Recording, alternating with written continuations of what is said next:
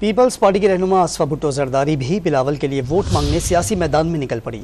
انہوں نے کہا کہ اگر آپ چاہتے ہیں نوجوانوں کا مستقبل روشن ہو تو بلاول کی آواز بنیں، تیر کو ووٹ دیں۔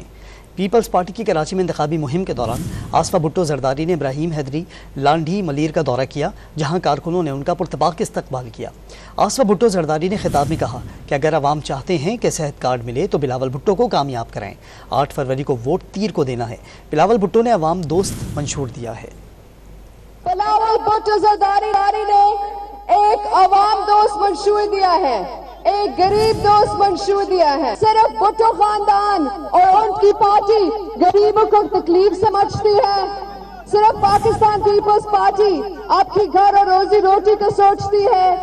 اس لیے میں آپ کے پاس آئی ہوں کہ آپ پاکستان پیپلز پارٹی کو ووٹ دیں تاکہ بلاول بھٹو زرداری آپ کے لیے بولے